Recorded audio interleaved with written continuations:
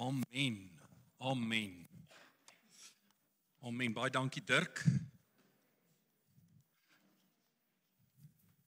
Ja, baie welkom by ons Groups Connect Woordskool kombinasie. Dit is baie lekker om ook die groepe te sien wat hierso vanaand is. Baie welkom. En as mens nou agtertoe kyk, dan gaan mens sien wat het die studente gebring, want dis gewoonlik wat gebeur. Studente kom met die chippies en dit en dan hulle sê iemand, ek gaan nie sy naam sê nie, hy sê ons moet meer gereeld sulke geleenthede hê waar die ouer mense saam met jonger mense kan saam tyd spandeer. Dis dit. Maar dis nie net oor die kos nie. Dit gaan ook oor julle geselskap. Nee, so die feit van die saak is altyd interessant. Nou die van julle wat vir die eerste keer hierso is, ons is besig om te werk deur die boek van Handelinge en ons het reeds die eerste 10 hoofstukke het ons deurgewerk, so as van julle dalk belangstel om die eerste 10 hoofstukke op te vang, daar is op Duet Online is daar natuurlik 'n playlist waar al die opnames is, dis nou nie met beeld nie, maar dit is met klank en die slides en alles is daar so op. Maar ja, voordat ek vir ons gaan begin, kom ons sluit die oë en bid ons saam. Here, baie dankie dat vanaand net 'n lofoffer vir U kan wees. En soos ons nou met sang U naam groot gemaak het, Here, wil ons met ons lewens ook U grootheid en U goedheid verklaar. Dankie vir wie U is. En dankie, Here, dat ons net U teenwoordigheid vanaand ook hier op 'n baie spesiale wyse kan beleef en ervaar. Dankie, Here, dat U altyd met ons is. Dat U ons nie los nie. Dat U 'n Vader is wat ons liefhet as U kinders. Ons bid, Vader, dat U deur die Gees met ons sal praat vanaand vanuit die woord en dat ons gevoed sal word ook deur die Gees met wat U vanaand vir elkeen van ons wil kom sê. Ons loof en ons prys U naam. Amen. Amen. Goed, so as jy 'n Bybel het, ons begin daar in Handelinge 11 vers 1. Die apostels en die broers dwars deur Judea het gehoor dat ook die heidene die woord van God aanvaar het. Nou, weer eens, ek moet net die wat nou eers instap, dat hulle net weet wat nou hier aan die gang is. In Handelinge hoofstuk 10 weet ons dat Petrus is geroep. Hy het gegaan na die huis van Cornelius en Cornelius en sy mense het uit die aard van die saak tot geloof gekom. En nou weet ons, dis 'n groot konsternasie, die van julle wat self woordskool doen, julle sal nou weet ons nou 2 weke, so dan moet mens nou bietjie net die geheue verfris.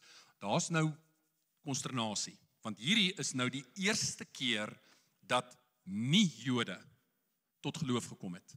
En vir Jode is dit totaal en al buite hulle verwysingsraamwerk. Nou, wat belangrik is, wat ons hierso sien, is die woord nie Jode, en dis die lot wat nou hierso tot bekering kom, en dan die reaksie van die gelowiges in Jerusalem. Dit was nou ongelukkig nie baie positief aanvanklik nie. Dit is wat mens te wagte kan wees. Want onthou, tot op hierdie tydstip was al die Christene soos wat ons bekend staan. Ons weet in die Bybel word daar nie na Christene verwys as Christene nie, maar die feit van die saak is, daai lot was tot op hierdie tydstip almal of Jode of proseliete. Nou is daar gelowiges wat nie Jode of proseliete is nie. So dit is nou waaroor hierdie spanning gaan. Toe Petrus na Jerusalem opgegaan het, so hy's van die kus af, is hy dan nou na Jerusalem. Hy het van Caesarea Maritima af na Jerusalem gegaan, het diegene wat besny is met hom geargumenteer en gesê, jy was by onbesnede mans aan huis en het saam met hulle geëet. So, hierdie is nou die sienswyse gewees van die Jode en hulle het net so oorgevat na die vroeë kerk toe. Naamlik dat hierdie is 'n Jews only organisation. So die Jode het nie gemeng met nie Jode nie. Dit is beskou as onrein. Jy doen dit nie. So nou die mans van die besnedenheid verwys nou na die onbesnede mans wat besoek is en selfs dat daar saam met hulle geëet is. En dit is natuurlik interessant dat Petrus die een is wat hierdie openbaring kry, en dan weet ons later gaan Paulus hom berispe, want daar was 'n bietjie weer 'n terugval in ou wee, maar hier is Petrus nou in 'n goeie lig wat hy hierso geplaas word. Right. Vers 4. Daarop het Petrus dit soos volg stap vir stap vir hulle begin uitlê. Nou, weer eens, ons het dit redelik in detail die vorige keer bespreek, maar ons gaan net vinnig deur sy vertelling. Ek was in die stad Joppe. Julle sal onthou, dis dieselfde plek waarvan Jona gevlug het destyds. Ek was in die stad Joppe besig om te bid en in ekstase het ek 'n visioen gesien. Iets soos 'n groot linnedoek wat afsak en wat aan sy 4 hoeke uit die hemel neergelaat word. En dit het tot by my gekom. En ek het aandagtig daarna gekyk en opgemerk en 4-voetige diere van die aarde en wilde diere en kruipende diere as ook voëls van die hemel gesien. Dan gaan hy aan. Ek het ook 'n stem vir my hoor sê, staan op Petrus, slag en eet. Maar ek het geantwoord, onder geen omstandighede nie, Here, want niks wat besoedel of onrein is, het al ooit by my mond ingegaan nie. Die stem het toe 'n tweede keer uit die hemel geantwoord, wat God rein gemaak het, mag jy nie as onrein beskou nie. Dit het 3 maal gebeur en toe is alles weer in die hemel opgetrek. En ek onthou laas het ek hierdie prentjie nog opgesit. Hierdie keer is hy nou nie so effektief nie. Laas toe ek hom opgesit het, was daar nie kos gewees nie. So almal is nou versadig. So die prentjie het nie dieselfde effek as wat dit gehad het toe die mense wat voor my gesit het onversadig was nie. Maar die punt wat ek gemaak het laas was net, ons moet onthou dat die Jode het baie streng kosher reëls. Tot vandag toe nog sal die Jode vashou aan daardie reëls. En al die prentjies wat jy op die skerm sien, is uit die aard van die saak taboe vir 'n Jood. Hoekom sê ek so? Ons het uit die aard van die saak 'n wonderlike steergarnaal gereg. Daai is 'n grondvretertjie. Jy mag nie hom eet nie. Kreef is uit. Weskus kreef is uit. Mag nie Weskus kreef eet nie. Calamari is uit. Glad nie. Van julle raak ontstel. Mag nie. Levitiese wette laat dit toe nie. Regs, 2 goed, daar's 'n stukkie spek, vark is uit. Maar 'n ander ding wat interessant is, wat baie min mense weet, daar's kaas saam met vleis. Suiwel en vleis mag nie gemeng word nie, en ek het laas dit verduidelik. Daar's 'n verduideliking daarvoor. Hoekom is daai wet ingestel? Ons moet weet, die wet in Levitikus sê, dat 'n kalf mag nie in die melk van sy moeder gekook word nie. So, nou sit soos maar hoekom? Dit was heel waarskynlik dan 'n gebruik gewees dat mense kalvers gekook het in melk, maar die rede hoekom dit nie toegelaat is nie, dalk 'n moontlike verduideliking daarvoor. Melk versimboliseer lewe, omdat daai melk sou moedersmelk gewees het, en die kalf word nou doodgemaak. So dood en lewe kan nie meng nie. So dit gaan oor 2 konsepte wat nie kan meng nie. So dit is as jy dit binne die konteks lees, dan daar's baie skeiding wat daar voorkom. Okay, dis daar uit die aard van die saak, daai's kaas en vleis en daar's in elk geval vark. So daai's uit en dan sushi. Sushi is ook uit. Kan nie sushi eet nie. So al hierdie is uit die aard van die saak uit. Nou wat ek net vir jou probeer sê is, Petrus van kinderdae af geleer, jy eet nie hierdie nie. Dis taboe. Soos enige Jood geleer is, jy eet dit nie. Ons is anders as ander nasies. God het ons afgesonder. Ons eet anders. Selfs in die manier hoe ons eet, aanbid ons God. En elke keer wat ons eet en weet, maar ons mag nie dit nie en ons mag nie dat nie. Mens kan op 2 maniere daarna kyk. Die een manier om daarna te kyk is reëls beperkend. Ander manier om daarna te kyk is om God raak te sien in alles. En wat Petrus dan nou hier beleef in die visioen wat hy gehad het in Joppe, is basies onrein kos en God wat vir hom sê, eet, slag en eet. En daar was 'n vraag ook gewees, gaan hierdie nou oor rein en onrein kos? En ek het geantwoord laas, ek dink nie die primêre doel van hierdie was om kommentaar te lewer noodwendig oor wat moet geëet word en wat moet nie geëet word nie. Die doel agter hierdie is, God wou vir Petrus op 'n baie tasbare en duidelike manier kom sê, dat dit wat tot op hede deur die Jode as onrein beskou is, naamlik nie Jode, is nie meer onrein nie. En dit is van die begin af so, Jesaja 49 wat sê, Jakob, ek wil hê jy moet 'n lig wees vir die nasies. Dit was van die begin af God se hart, dat alle mense, van alle nasies, van alle tale, hom sal ken. Hy gaan aan in vers 11, en kyk skielik, het daar 3 mans, wat van Caesarea af na my gestuur is, dis Caesarea Maritima, aangekom by die huis waar ons was, en die Gees het vir my gesê, dat ek sonder aarzeling saam met hulle moes gaan. Hierdie 6 broers het toe saam met my gegaan, en ons het die man se huis binne gegaan. Daarop het hy ons vertel, hoe hy die engel in sy huis sien staan het, wat vir hom sê, stuur manne na Joppe, en laat haal Simon, ook bekend as Petrus. Hy sal vir jou 'n boodskap meedeel, waardeur jy verlos sal word, jy en jou hele huis. Nou weer eens, julle sal sien, dit gebeur dikwels in Handelinge. Die van julle wat Handelinge 10 ook gedoen het, sal sien, maar hierdie is redelik 'n herhaling van dit wat ons gelees het in Handelinge 10. Dit gebeur baie in Handelinge. Vat byvoorbeeld Paulus se bekering. Ons het al die eerste ene gelees in Handelinge 9. Ons gaan weer daarvan lees in Handelinge 22. Ons gaan weer daarvan lees in Handelinge 26. So daar is 'n mate van herhaling wat plaasvind. Ons sien dit ook in hierdie vertelling. So ek is nie besig om julle af te skeep deur nie baie kommentaar op te lewer nie. Dis net baie van dit wat hier gelees word. Ons het reeds dit in detail bespreek die vorige keer. Right. Vers 15. En toe ek begin praat, het die Heilige Gees op hulle neergedaal, net soos aanvanklik ook op ons. Ek het egter die woord van die Here onthou toe hy gesê het, Johannes het wel met water gedoop, maar julle sal met die Heilige Gees gedoop word.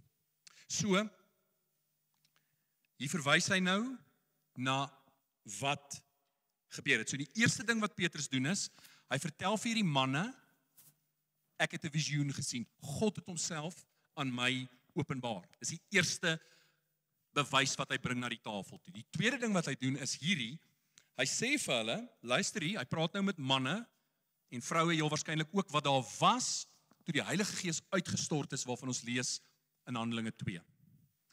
En wat hier gebeur is, hy sê vir hulle, luister hier, onthou julle toe die Heilige Gees op ons die eerste keer neergedaal het, wel dieselfde het nou hier gebeur. En julle sal onthou, dit gaan ek wel op uitbrei, ons het 'n lekker gesprek hieroor gehad, waar ek gedink het, maar watter tale was dit waarin hulle gepraat het? En soos ek vir julle gesê het, my vermoede was, Cornelius, wat 'n Italianer was, wat 'n Romeinse soldaat was, sy moedertaal was Latyns, maar hy kon Grieks praat as die lingua franca. Petrus sou ook Grieks kon praat as die lingua franca, maar sy moedertaal sou Aramees gewees het.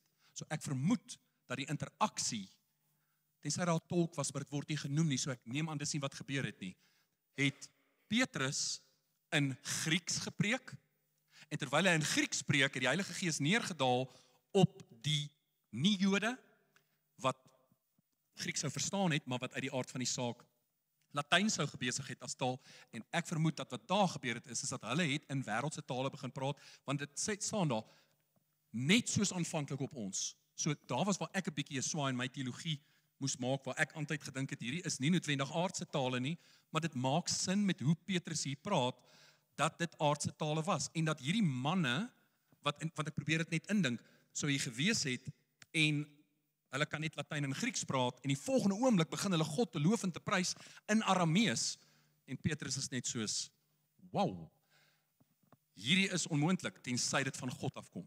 So daar was daai bonatuurlik. Ek mag verkeerd wees op dit, maar ek het al twee posisies ingeneem, en hierdie een voel vir my meer sinvol op hierdie punt. Maar die tweede ding wat hy sê is, Heilige Gees het op hulle neergedaal. En dan die derde ding wat hy doen is, Petrus herinner die Jode aan wat Jesus gesê het. Hy het gesê, Jesus het self gesê, Johannes het met water gedoop, maar julle sal met die Heilige Gees gedoop word. Dan sê Petrus, as God dan aan hulle dieselfde gawe gegee het as aan ons wat in die Here Jesus Christus glo, wie was ek dan dat ek God sou verhinder? Hy sê soos luister, ek het al hierdie goed gesien. Ek het hierdie visioen gesien 3 keer. Hierdie manne kom na my toe. Dis wonderwerk op wonderwerk op wonderwerk. Ek kom daar aan, ek sien die uitstorting van die Heilige Gees wat gedupliseer word soos wat dit was met Handelinge 2. Ek sien voor my afspeel wat ek self beleef het. Ek kan nie nee sê nie. God het vir my dit gewys. Hy het vir my bevestig, hier gebeur dit. Ek kan nie in God se pad staan nie. Dit is sy wil. En dan wat baie mooi is. Ek wens dit kon so eenvoudig gewees het in die moderne kerk. Toe hulle dit hoor, het hulle geswyg en God verheerlik en gesê, so het God dus ook aan die heidene die bekering tot die lewe geskenk. Hoe maklik sou die lewe nie gewees het as gelowiges net so kon gewees het nie. Dis glad nie meer vandag so oral nie. Dis moeilik. Die ding is, verstaan, probeer hierdie in ons moderne westerse wêreld sien. Nee, hier gaan eers gedebatteer word, dit gaan uitmekaar uitgeskeer word en ons gaan verskil en alles, maar hoe mooi is hierdie nie, wat hulle kan luister en hulle reaksie is net, ons gaan nie eers debatteer nie, prys God, ons verheerlik God se naam. En dis so mooi, dat hulle op die eind van die dag kan sê, so het God dus ook aan die heidene, die nie-Jode, die bekering tot die lewe geskenk. So, hier's Jode wat letterlik tot en met hierdie gesprek met Petrus geglo het. Hierdie wat ons ontvang het, was net vir ons bedoel. En daar vind daar basies 'n 180 grade verandering in hulle harte plaas. Maar dit is uit die aard van die saak nie iets nuuts nie.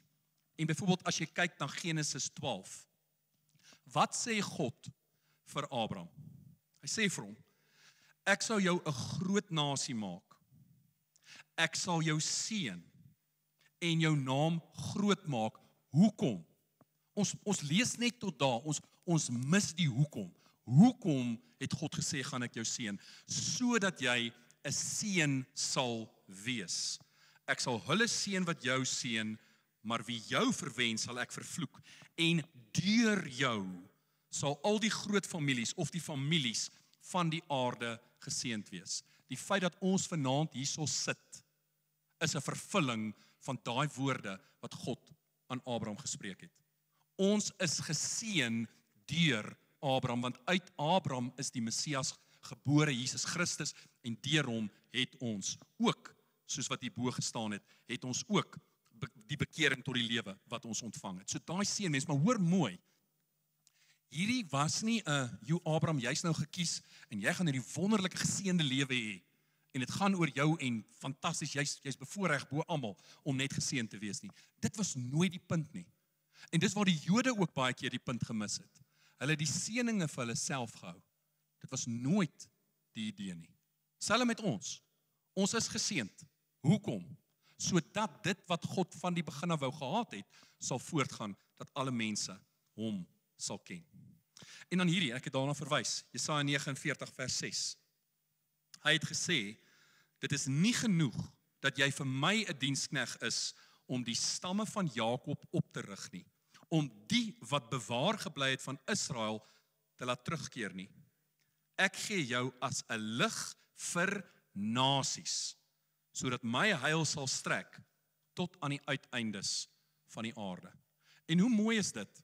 As mens selfs kyk na die geslagsregister van Jesus, nou ek het nou nie hier dit alles nie, ek gaan nou vinnig dink, daar is baie nie-Jode ingesluit in die familielyn van Jesus Christus. Uit die aard van die saak, ons moet teruggaan en ek dink ons begin daar met Rut, wat 'n Moabiet was, wat met Boas getroud was. Daarso. En dan uit dit het ons vir Dawid. So daar's 'n Moabiet, een wat ons daar kry. Maar dit gaan aan, wat jy kry, dat daar nie Jode is wat ingesluit is in die geslagsregister van Jesus. En op die eind van die dag, was nog altyd God se hart, almal moet deel wees. Dit is sy hart. Nou, vers 19. Die gelowiges dan, wat uitmekaar gedryf is as gevolg van die verdrukking wat oor Stefanus ontstaan het sover as Fenisië, Cyprus en Antiochië getrek en die woord aan niemand anders nie as net aan Jode verkondig. So, ons weet in Handelinge 8, daar was vervolging.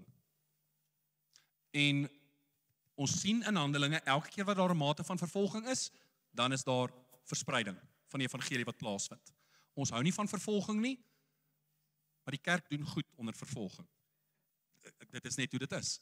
Gaan kyk na die kerk groei die meeste wanneer daar teenkanting is, wanneer daar vervolging is, en daardeur sê ek nie, ons moet vra daarvoor nie, maar ons moet weet, dit word in die geskiedenis heen baie mooi gebruik. Right. So as gevolg van hierdie vervolging, baie Jode moes toe Jerusalem verlaat, en waartoe gaan hulle? Hulle gaan onder andere Fenisië toe. Nou Fenisië stem ooreen met die moderne Libanon, die seders van Libanon. Dan het ons daar vir Cyprus, hom sien julle, dis daai eiland in die Middellandse See, 70 km suid van Turkye, en dan Antiochië, dis daai een daar regsbo, want daar's 'n paar Antiochië's, en ek gaan nou sê hoekom dit so is. En dit was in die Romeinse provinsie Sirië, maar Antiochië daar is vandag ook in Turkye geleë. Turkye kom so 'n stukkie kom hy daarso verby. So dit is daarso, en dit is Antiochië se naam vandag in Turks is Antakya. Hy het 'n ander naam. So dis baie naby aan die een wat ons daar kry. Nou ons gaan ook in die Bybel van 'n ander Antiochië lees. Dis Antiochië in Galasië. Dis 'n ander ene. So besef net, hier's hierdie Antiochië, en as ons éventueel by die Antiochië in Galasië kom, is nie hierdie Antiochië nie. Is twee verskillende plekke. Nou, Antiochië. So daar's klomp Antiochië's. Hoekom is dit so? Want daar's daai persoon. Dit was voor die dae van fotos. Dan het hulle 'n borsbeeld van jou gemaak. Dis dit. So hierdie ou in die antieke wêreld was daar 16, nie minder nie as 16 stede met die naam Antiochië. So klomp plekke het die naam Antiochië gehad. Nou hoekom was Antiochië so gewild? So hierdie alles wat jy daar sien, jy sal nou weet, die Babiloniërs het regeer, en toe die Perse oorgeneem, en toe was dit Alexander die Grote. En toe Alexander die Grote te sterwe kom, toe word die Griekse ryk verdeel tussen sy 4 generaals. Dis basies, hy het half net geglo, hy kan nie een persoon vertrou met die hele ryk nie, so hy deel dit in 2. En hier is dan nou die verskil, daar's die Ptolemeërs, die Seleukide, nou daar's 4 van hulle, hy's daar opgedeel in dit. Nou wat gebeur het is, een van hierdie generaals was Seleucus Nicator, oftewel Seleucus die oorwinnaar, en hy het hierdie ene, die Seleukide ryk, oor daai ryk het hy regeer, en sy pa was Antiochus. So hy het al daai stede Antiochië genoem ter ere van sy pa. So dat jy net weet waar kom daai naam vandaan. En vir ons wat vandag nou besig is met die teks hierso, wat na daai Antiochië kyk, na Jerusalem, was daai Antiochië die belangrikste stad vir die Christelike geloof aan die begin. Dit is baie belangrik geweest, so ons sien hom daarso, en net dat ons net ook hierdie in ag neem, toe hierdie gebeure van vandag afspeel, was daar tussen 300 en 500.000 mense wat in Antiochië woonagtig was. So dit was 'n groot stad, en nou wil ek net hierdie ook reg kry. Die Romeine het hierdie stad by die Grieke oorgeneem in 64 voor Christus, en dit was dan nou die hoofstad van die Romeinse provinsie Sirië, soos ons daar kan sien, en dit was dan naby 2 belangrike handelsroetes. Jy het 'n handelsroete die oos-wes, en dan is daar ook een wat suid gekom het, was daar 2 handelsroetes wat daar so was. Punt is net, baie mense, 2 belangrike handelsroetes, baie invloed, baie mense wat kom, en dis hoekom dit so belangrik was vir die Christelike geloof. So ons lees dan nou in vandag se tyd, dat die evangelie is op hierdie punt nie aan ander mense verkondig as aan die Jode nie. En hier gaan ons nou sien, hierdie is 'n draaipunt in die totale verhaal. Nou, die wat ook vanaand vir die eerste keer hier is, hierdie is my poging tot 'n tydlyn. Onthou, ek mag uitwees met 'n 3 of 'n 4 jaar, maar so gaan ons is, ek bly maar by die dit wat die meerderheid geleerdes glo rakende wanneer is Jesus gekruisig, is redelik baie spesifiek 3 April 33. En dan van daar af het ons nou al gesien dat dan is die tydlyn, Paulus kom tot bekering 35, 36 na Christus. Hy was toe tussen 25 en 30, so hy was nie so oud nie. Dan sien ons, hy was uit die aard van die saak in Arabië vir 3 jaar. Hy's opgelei. Hy's Jerusalem toe vir die eerste keer. Hy was net vir 15 dae in Jerusalem. So baie min mense besef dit. Toe Paulus tot bekering gekom het, het hy nie eers na die apostels toe gegaan nie, hy het Arabië toe gegaan. Hy het direk opleiding ontvang van Jesus self. Dit is my siening daaroor en daar's baie geleerdes wat ook dit so sien. Ek kan nie vir jou die skrif gee nie, dit is geïmpliseer as mens dit so lees, dat hy in Arabië, en die rede is, hy sê ook dan, hy het nie die evangelie by mense ontvang nie. So, daar moes een wonderlike 3 jaar tydperk gewees het van ongelooflike openbaring. Maar na daai 3 jaar, eventueel Damaskus toe en toe terug, en toe kom hy in Jerusalem, vir 15 dae. Hy ontmoet net 2 van die apostels. Wel, 1 apostel en 1 ook 'n apostel, maar ja, is uit die aard van die saak Petrus, en dan Jakobus, die halfbroer van Jesus. Dis al. En na 15 dae sê hulle vir hom, die mense gaan jou doodmaak. Jy moet gaan. Hierdie not safe.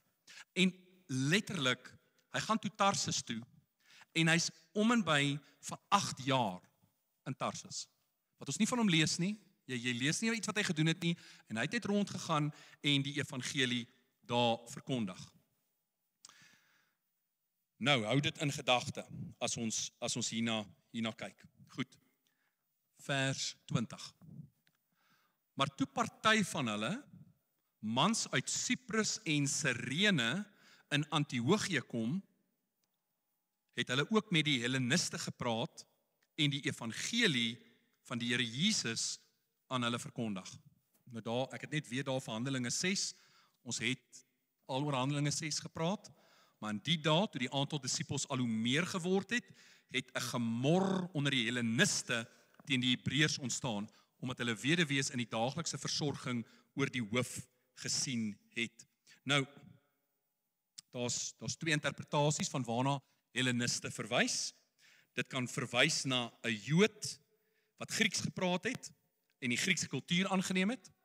So jy is 'n Jood, maar jy het die Griekse kultuur aangeneem, dis een opsie.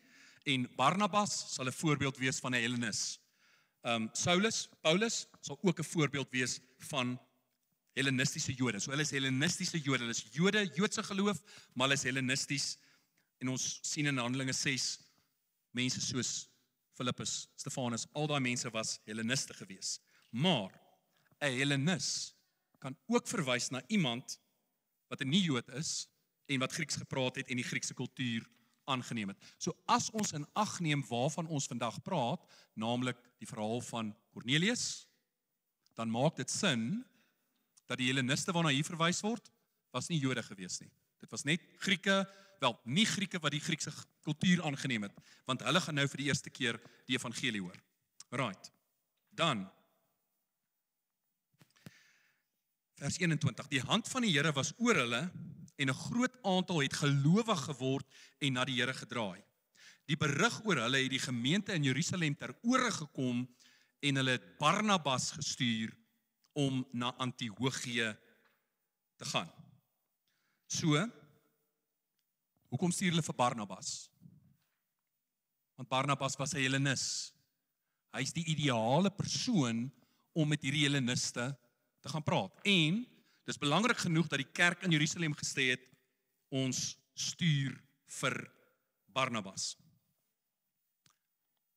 Toe hy daar aankom en die genade van God sien, was hy bly en het almal aangemoedig om met vaste voorneme van hart aan die Here getrou te bly. Hy was 'n goeie man, vol van die Heilige Gees en geloof. En 'n aansienlike skare is vir die Here bygevoeg. So, nou moet ons weet wie is hierso in Antiochië. Die volgende mense sal hierso wees. Hier's volbloed Jode. Hier is Hellenistiese Jode, soos Barnabas.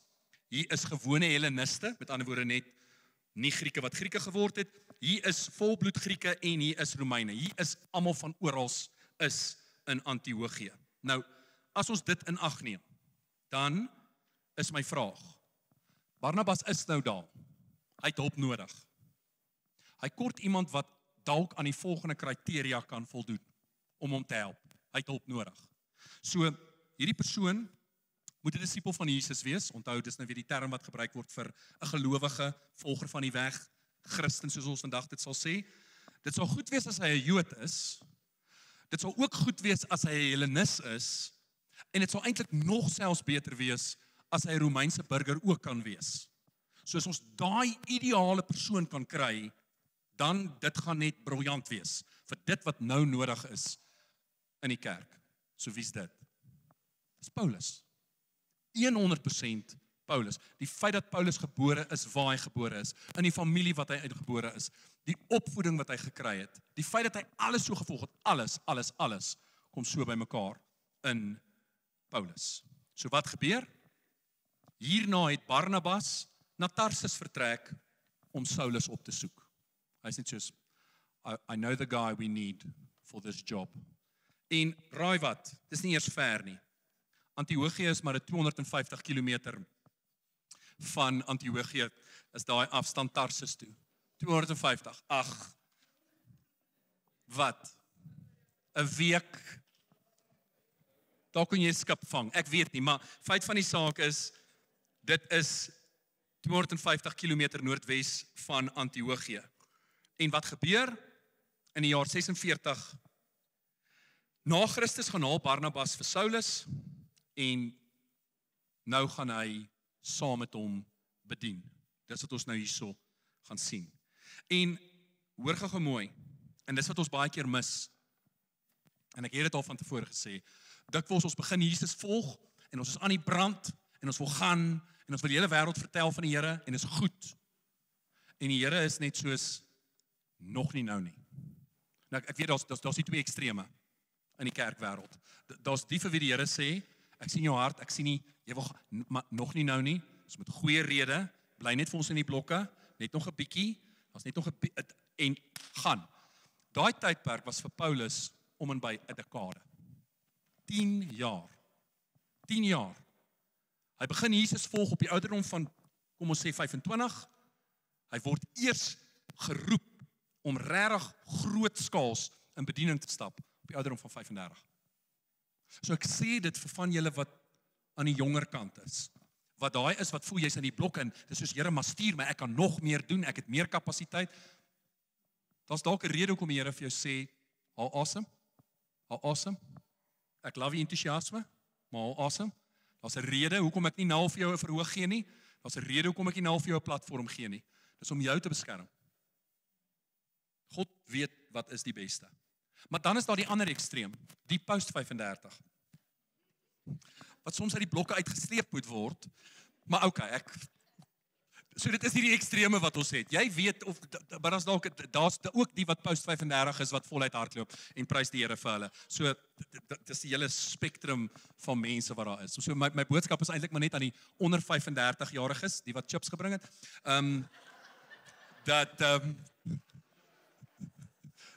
Chips so goedkoop koekies. Nee, die feit van die saak is, waardeer dit, so ek maak die tafel vol.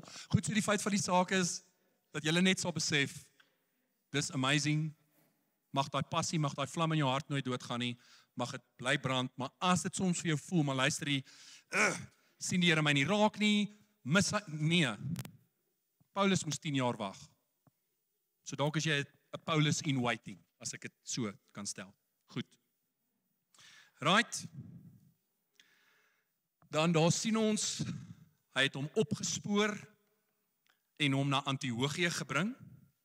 Hulle was 'n hele jaar lank saam met die gemeente en het 'n aansienlike skare onderrig. In Antiochië is die disippels vir die eerste keer Christene genoem. En ons het al hieroor gepraat, die van julle wat nie weet nie, random trivia, die woord Christen of Christene kom net 3 keer in die Bybel voor. Kom net 3 keer in die Bybel voor. En ons weet dit in die tyd is dat die kerk het nie na hulle self verwys as Christene nie. Dit was nie dat die kerk het eendag opgestaan en sê, julle, ons soek 'n naam, wat gaan ons onsself noem? Christene. Nee, glad nie. Dit was die mense buite die kerk wat gehoor het hoe hulle praat van Christus, Grieks, het gehoor, en toe hulle Christianos wat beteken volgers van Christus, of daar's verskillende verduidelikings daarvoor, maar dit is die hoofding, dat mense van buite die kerk het hulle daai naam gegee. En oor tyd, wat het gebeur? Wel, duidelik, kyk na waar ons vandag is. Die naam is aanvaar. Dit is hoe dit is. Goed. Nou, as ons wel kyk na terme, en ek wil dit net vinnig weer noem, as hulle nie na hulle self verwys het as Christene nie, waarna het die vroeë kerk verwys as hulle na hulle self verwys het? Nou, daar's 'n paar woorde. Julle ken dit, die van julle wat gereelde woordskolers is, sal weet, wat is daar onder andere? Daar is onder andere, ons het 'n paar terme. Eerste term wat ons het, is volgers van die weg. Volgers van die weg. Nou hoor gou mooi. As ek vir jou vra, definieer vir my 'n volger van die weg, wat gaan jou definisie wees? Iemand wat die weg volg. Wie se weg? Die weg van Christus. Dis baie definieerbaar. Of 'n disipel. Hulle het vir hulle self verwys as disipels. Wat is 'n disipel? 'n Baie mooi sinoniem vir disipel sal wees 'n vakleerling. So wat doen 'n vakleerling? Jy doen 'n vakleerlingskap. Jy sien wat doen jou meester. Jy word soos jou meester. Jy doen wat jou meester doen. Dis 'n maklike definieerbare ene. Dan is daar ook 'n derde een, heilige of heiliges. Wat is 'n heilige? Afgesonder. Iemand wat afgesonder is. En dan is daar, so dit is dit, en dan broers en susters ook natuurlik daarso, volgens van die weg. Maar hier is nog my vraag. As ek vir jou moet vra, definieer vir my die woord Christen. As ek nou vir jou papier moet gee en sê, skryf my die definisie neer van 'n Christen, gaan ons 400 verskillende definisies kry. En dis hoekom ek het nie 'n probleem met die woord Christen nie, glad nie. Ek sê net die kerk het nie eers na hulle self verwys as ek sê ons moet nou gaan en sê maar ons gaan nie langer na onsself verwys as Christen. Ons is 'n Christelike, ons is volgers van die. Ek sê nie ons moet dit doen nie. Dit is bietjie radikaal en dit sal vreemd wees. Dan's mense 'n vreemde kerk. So ek sê nie ons moet dit doen nie. Ek sê net dat dis baie makliker om te definieer wat dit is om Jesus te volg aan die hand van die woorde wat die kerk hulle self mee na verwys het as Christen. Want wat is 'n Christen? Stap in enige skool, en ek het baie dit gesê, stap in 'n skoolsaal in, doen 'n opening in 'n klassieke Afrikaanse skool en vra dat die kinders hulle hande moet opsteek wat hulle self Christene noem, en wat gaan gebeur? Almal gaan hulle hande opsteek. Sekere skole vandag, daar's bietjie meer liberale skole, daar is mense wat pertinent ook nie hulle hande sal opsteek nie, en dit is dalk goed, want dan ten minste is mense eerlik, maar kan julle hoor? Jy kan ook iemand aanvat daaroor nie. Ek bedoel, wat sê ons sensusvorm? 80% van Suid-Afrika merk die blokkie Christen. Ek is nie so oortuig noodwendig nie. Maar weer eens, ek is ook oortuig daarvan. Hoekom? Want wat is 'n Christen? Kan julle hoor, dis 'n baie oop definisie. OK, maar dit daar gelate. Vers 27. In daardie tyd het daar profete uit Jerusalem na Antiochië gekom. So hier kom uit die vyfvoud uit, daar's profete wat daar aankom, en een van hulle met die naam Agabus het na vore gekom en deur die Heilige Gees voorspel dat 'n swaar hongersnood oor die hele wêreld sou kom. Dit het in die tyd van Claudius gebeur. Nou wat hierdie mooi maak is, dit help ons met ons tydlyn. Want daarso is keiser Claudius. Sy volle naam natuurlik Tiberius Claudius, keiser Augustus Germanicus. Lekker vol groot naam, hulle het gehou van baie name. Goed. Nou net gou Romeinse geskiedenis, dat julle net hierdie verstaan. Die eerste keiser was, daar's 'n maandnaam vernoem. Augustus, baie mooi julle. Augustus, daar sy. Augustus was die eerste keiser gewees. So Augustus, hy het keiser geword in 31 voor Christus en hy het regeer tot 14 na Christus. So hy was die keiser toe Jesus gebore is. Hy was in daai tyd was dit. Goed. So jy dink aan Jesus se geboorte, jy dink aan Jesus se kinderdae. En hy is opgevolg deur nee. Dit is eintlik Keanu, dis eintlik baie interessant. Die Romeinse kalender het net 10 maande gehad aanvanklik. En feit van die saak is, die rede hoekom Augustus vernoem is na Augustus, dit is sy verjaarsdagmaand gewees. Dit was eers net 'n interessante feit wat nie belangrik is nie, maar dit is daarso. Maar wie het hom opgevolg? Nee, nie September. Ja, was nie 'n keiser September nie. Daar was nie 'n keiser September gewees nie. En nee, ook nie 'n keiser Oktober nie. Maar ja. So die was nie daar nie. Ja? Nee, nie Nero nie. Daar's 'n meer na hom vernoem. Tiberius. Daar's 'n meer na hom ook vernoem. Dis dit, so Tiberius. Dit was Augustus se stiefseun gewees en hy tussen 14 en 37 na Christus het hy regeer. So, as jy dink aan Tiberius, jy lees van hom as ons Jesus se aardse bediening kyk, sy kruisiging, sy opstanding, as ook die eerste paar jaar van die kerk was onder keiser Tiberius. Right. Ek gaan nie eers vra nie. Tiberius is opgevolg deur Caligula. So Caligula was die volgende ene. Caligula, dit was Tiberius se broer se kleinkind. En Caligula het net 4 jaar regeer, gelukkig, want hy was nie noodwendig goed nie. Tussen 37 en 41 na Christus. En Caligula is opgevolg deur Claudius. Caligula se oom. So sy oom, ouer, né? Wat regeer het tot en met 54 na Christus. So 4de keiser en daar was 'n hongersnood in sy tyd in Judea. Nou, niemand het gedink hierdie ou gaan ooit keiser word nie. Want wat gebeur het was, hy's beskou as baie swak. Hy was fisies gestremd, hy het 'n spraakprobleem gehad en maar Caligula, wat keiser was, is vermoor en toe word hy by default was hy die volgende keiser gewees. Goed. Nou, ja, daar gaan ons los. Sy tweede vrou het hom vergiftig. Mens moet versigtig wees in hierdie lewe. Ek lees hierso, hy het 2 vroue gehad. Ek lees, dis die geskiedenis. 2 vroue gehad. Sy eerste vrou, Messalina, sy is tereggestel vir verraad en dan Agrippina die jongere. En Agrippina se seun was Nero. Daar's ons vir Nero en hy het Claudius opgevolg. So die volgende keiser is dan Nero en ja, Agrippina was waarskynlik betrokke by die vergiftiging van Claudius. Hy het ook nie goed geëindig nie. Dit was hy. Goed, so dan moet Nero sy stiefseun gewees het as ek dit dan nou so sien. In elk geval. Maar dan kom ons by hierdie ou en dis net belangrik.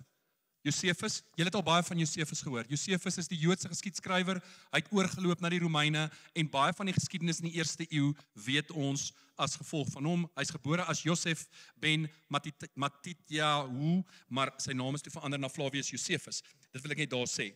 En hy, die rede hoekom ek hom hierso sit, hy het ook in sy boeke verwys na 'n hongersnood in Judea 46-47 na Christus. So dit help met die tydlyn.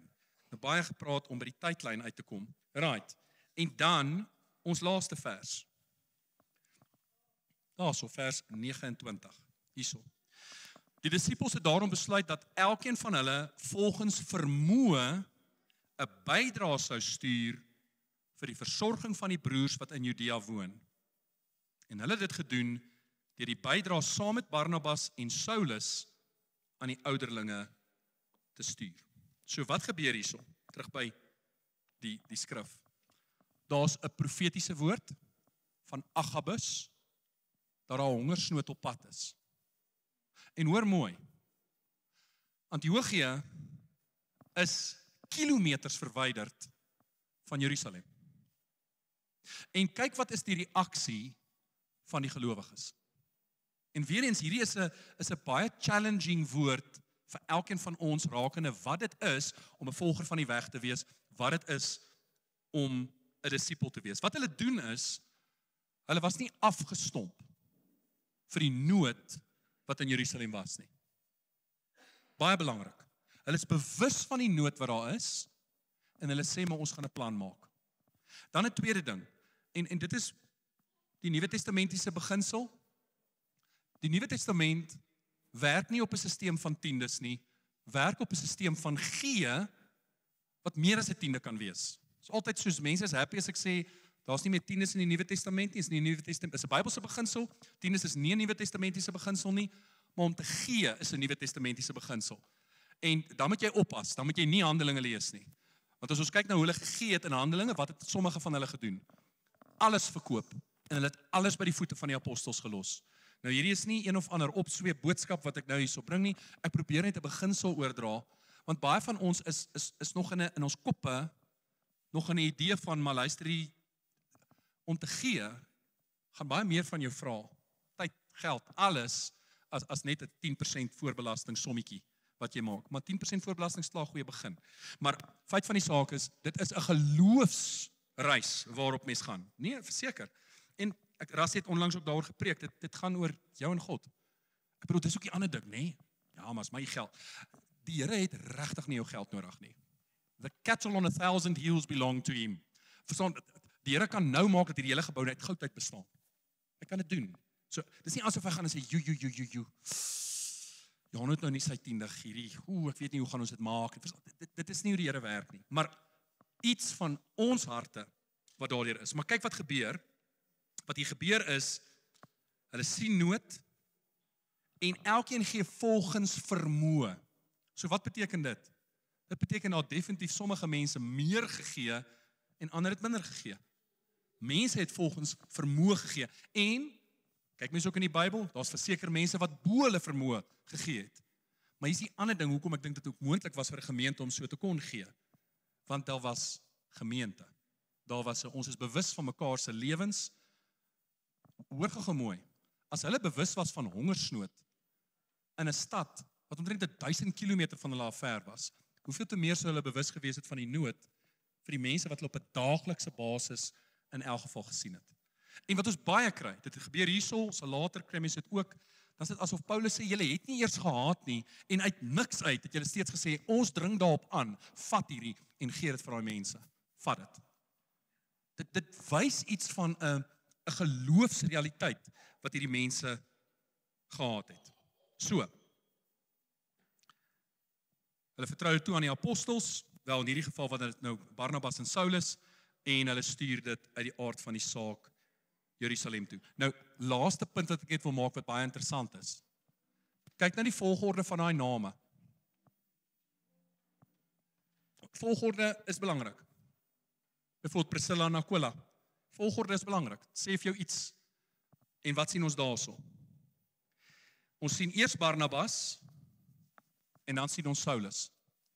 En as ons eventueel na Handelinge 13 gaan kom, raai wat gaan jy sien? Hy ruil om. Die belangrikheid ruil dan om. En dit is wonderlik om ook te besef daar was 'n seisoen gewees wat Barnabas meer 'n prominente rol vervul het in die kerk en hy het sy rol vervul. Prys die Here daarvoor, maar nou is dit tyd vir Saulus Paulus om oor te neem en aan te gaan en saamwerk hulle dan en dit is baie mooi. Maar ja, so dit is Handelinge 11. Kort en kragtig, so korter hoofstuk uit die aard van die saak, maar baie mooi, want wat sien ons in Handelinge 11 gebeur? Die evangelie gaan nou verder as Jerusalem. Mense soos ons, heidene, nie Jode, kry nou die geleentheid om die evangelie te hoor en mense kom tot bekering. Ek gaan vir ons bid. Kom ons sluit af. Here, dankie vir vanaand. En Here, dankie net vir u woord wat ook net vir ons kom wys, wat is u hart? En dat u ons toevertrou met wat u vir ons gee, en dat ons kan besef, soos u vir Abraham gesê het, ek seën jou, sodat jy 'n seën vir ander kan wees. Vader, wil ek bid dat iets van dit in ons midde gestalte sal vind. Dat ons gelowiges sal wees, wat ook in dit wat ons ontvang, 'n seën sal wees vir die mense rondom ons. En dat in dit die evangelie verkondig word, dat in dit die woorde van die evangelie prakties word. Here, dankie vir aande soos vanaand, en dankie dat ons net die pause-knoppie kan druk op 'n besige wêreld en net kan rus. Ook in 'n tyd waar daar so baie goeders is en ons stief voort jaareinde toe. Dankie ook vir rustigheid en kalmte vir 'n uur of 2 om net in u teenwoordigheid te kan wees. En mag ons dit saamvat in hierdie tyd. Ek bid, Vader, dat daar groei sal wees en ook die komende vakansietyd, dat dit nie 'n tyd sal wees van afskaal in terme van intimiteit met u nie, maar juis omdat daar meer tyd is om regtig by u voete te wees en net u teenwoordigheid in te drink. Mag ons wees soos bome wat geplant is langs waterstrome. Mag ons vrugte dra op die regte tyd. Mag ons blare nie verskroei word nie. Mag ons wortels net dieper in die water indrink van u teenwoordigheid. Ons loof u en ons eer u, ons dank u. In Jesus naam bid ons dit. Amen.